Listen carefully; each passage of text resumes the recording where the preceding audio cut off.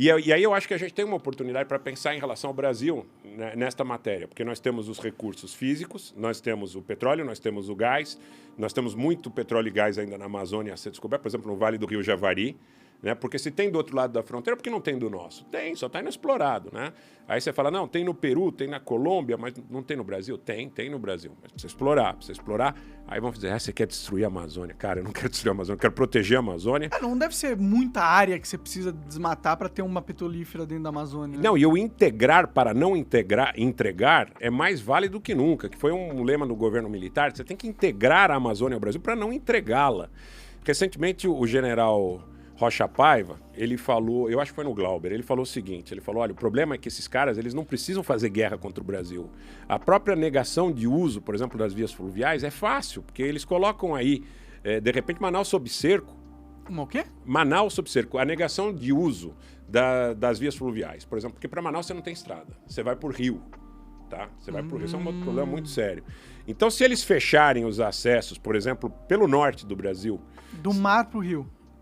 Do rio pro rio, já dentro do território brasileiro. Mas como que eles vão fechar esse acesso? Vamos supor, entraram no Amapá, tá? Entraram no Amapá e fecharam um acesso. Entraram em Roraima e fecharam outro acesso. Então teria que ter exército lá no nosso território para isso acontecer. Por isso nós temos que integrar para não entregar, mais do que nunca. E desenvolver a Amazônia, desenvolver a riqueza da Amazônia. 3 semanas atrás eu tive com o pessoal do agronegócio. E tive falando com eles, pessoal que é nitidamente, talvez mais à direita do que eu sou, ideologicamente, eu não consigo me definir como direita ou esquerda, eu tenho minha maneira de pensar Brasil, mas eu disse para eles, olha, como é que funcionam as ONGs, nós falamos no outro papo muito sobre isso, como é que funcionam as ONGs na região amazônica? Aí eles disseram, complicado, tem muita ONG que está a serviço manifestamente, de interesses estrangeiros. Mas a gente não pode apontar, não pode manifestar nitidamente um nome, alguma coisa, porque é difícil provar, eles têm uma máquina muito grande e tal.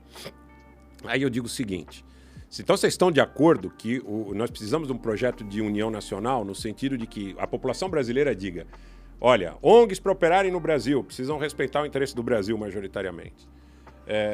Outra coisa, as famosas leis ambientais que eventualmente vedem o desenvolvimento sustentável da Amazônia. Aí você vai dizer, não, mas todas as leis ambientais devem ser para privilegiar o desenvolvimento sustentável. Talvez não. Nós precisamos discutir como sociedade. A Europa não tem área de reserva que nós temos aqui. Tem lugar que nós não podemos mexer em 80% da área. Temos que deixar 80% da área intocada.